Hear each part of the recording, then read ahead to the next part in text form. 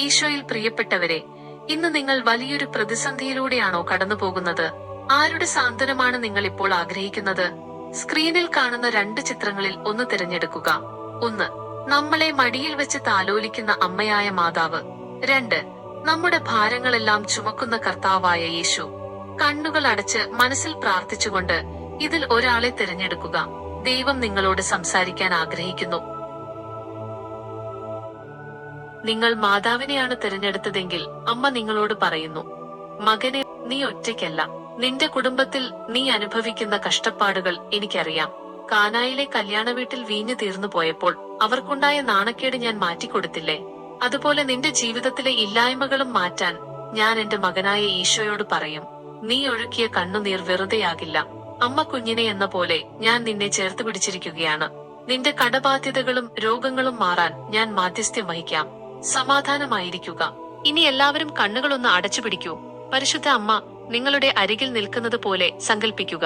അമ്മ തന്റെ തൃക്കൈകൾ നിങ്ങളുടെ തലയിൽ വെച്ച് അനുഗ്രഹിക്കുന്നു. നിങ്ങളുടെ സങ്കടങ്ങൾ ഓരോന്നായി അമ്മയുടെ കാൽക്കൽ ഇറക്കി വെക്കുക. അമ്മയുടെ നീലവസ്ത്രത്തിന്റെ അറ്റത്ത് പിടിച്ച് നിങ്ങൾ കരയുന്നത് പോലെ മനസ്സിൽ കാണുക. അമ്മ നിങ്ങളെ ആശ്വസിപ്പിക്കുന്നു. ജപം. നമുക്ക് അമ്മയെ വിളിച്ച് പ്രാർത്ഥിക്കാം. ഞാൻ ചൊല്ലുന്ന പ്രാർത്ഥന നിങ്ങൾ മനസ്സിൽ ഏറ്റുചൊല്ലുക. അമലോത്ഭവ മാതാവേ, ഞങ്ങൾക്ക് വേണ്ടി അപേക്ഷിക്കണമേ. ഏറ്റവും പരിശുദ്ധയായ അമ്മേ, എന്റെ കുടുംബത്തെ കാത്തുകൊള്ളണമേ. നിങ്ങൾക്കായി ഇന്നത്തെ വചനം. അമ്മ കുഞ്ഞിനെ ആശ്വസിപ്പിക്കുന്നത് പോലെ ഞാൻ നിന്നെ ആശ്വസിപ്പിക്കും. നമുക്ക് പ്രാർത്ഥിക്കാം. പരിശുദ്ധ അമ്മേ, എന്റെ സങ്കടങ്ങൾ അങ്ങേക്ക് അറിയാമല്ലോ. എന്നെയും എന്റെ കുടുംബത്തെയും അങ്ങ് തൃക്കൈകളിൽ എടുക്കണമേ. എന്റെ ഇപ്പോഴത്തെ ഈ ആവശ്യം അങ്ങയുടെ മകനായ ഈശോയുടെ മുൻപിൽ എത്തിച്ചു തരണമേ. ആമേൻ.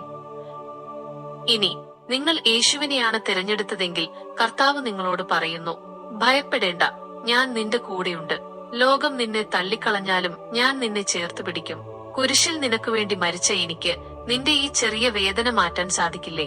നീ തളർന്നു പോകരുത്. നിന്റെ രോഗവും സാമ്പത്തിക തകർച്ചയും കണ്ട് നീ ഭയപ്പെടേണ്ട. ഞാൻ നിന്റെ കൈപിടിച്ചിരിക്കുകയാണ്. ഈ പ്രതിസന്ധിയിൽ നിന്ന് ഞാൻ നിന്നെ കരകയറ്റും. എന്നിൽ വിശ്വസിക്കുക.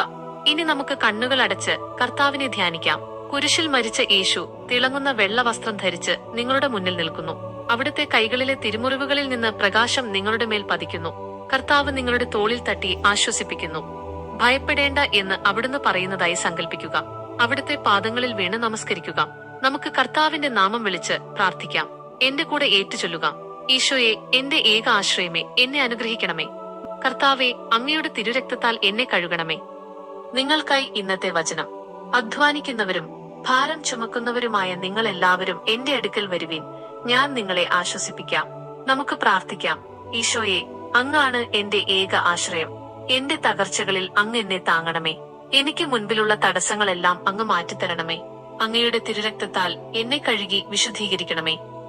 ആമേൻ. ദൈവം നൽകിയ ഈ സന്ദേശം നിങ്ങൾക്ക് ആശ്വാസമായെങ്കിൽ ആമേൻ എന്ന് കമന്റ് ചെയ്യുക. ദൈവം നിങ്ങളെ സമൃദ്ധമായി അനുഗ്രഹിക്കട്ടെ.